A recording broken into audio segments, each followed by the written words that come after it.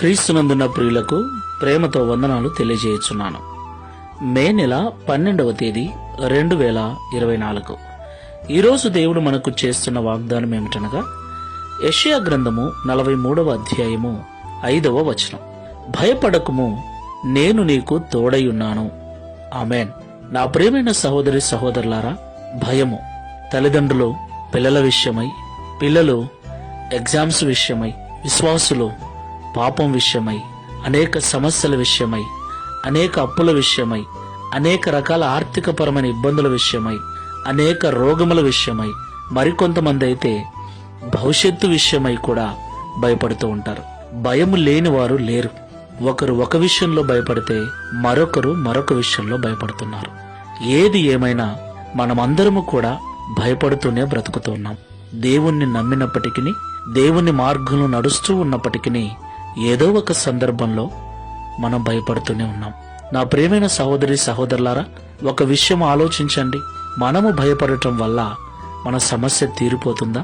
మన అప్పులు తీరిపోతాయా? రోగము రాకుండా ఉంటుందా? సమస్యలు వెనక్కి వెళ్ళిపోతాయా? మరొక మాట అండి, మనం ఎంత భయపడతామో మన సమస్యలు అంత త్వరగా మనకొస్తాయి. మనం ఎంత భయపడతామో మన జీవితం అంతగా కృంగిపోతుంది. భయము మనిషిని కృంగతీస్తుంది. భయము మనిషిని చేతగాని వాణ్ణి చేసి మనిషి ప్రాణాలే తీస్తుంది. అందుకే ప్రభు అంటున్నాడు, భయపడకండి, నేను నీకు తోడై ఉన్నాను అని. దేవునికి మహిమ కలుగునుగాక. ఈ మాటలు వింటున్న ప్రియ సహోదరి సహోదరుడా, ఇక నుండి భయపడకు. దేవుడు మనకు తోడై ఉన్నాడు.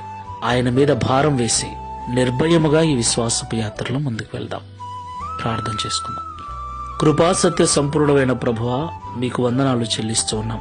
భయపడకము, నేను నీకు తోడై ఉన్నాను అని ఈ ఉదయకాల సమయంలో మాతో మాట్లాడి మమ్మల్ని బలపరిచినందుకు, ధైర్యపరిచినందుకు స్తోత్రాలు. నిజమే తండ్రి, మేమందరము కూడా, ప్రతి ఒక్కరము కూడా ఏదో ఒక విషయంలో నిత్యము భయపడుతూనే ఉన్నాం.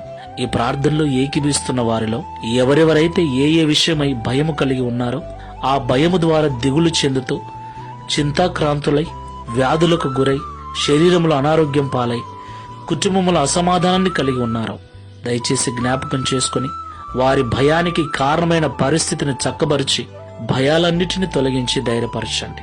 నా ప్రభు నాకున్నాడు, ఆయనే ప్రతి సమస్యను చక్కబరుస్తాడన్న విశ్వాసమును, ధైర్యము కలిగిన హృదయమును ప్రతి ఒక్కరికి అనుగ్రహించమని, తద్వారా ఈ దిన వాగ్దానమును మా అందరి జీవితంలో నెరవేర్చి మీ నామమును మహిమపరచుకునమని యేసు నామములో ప్రార్థిస్తున్నాము తండ్రి.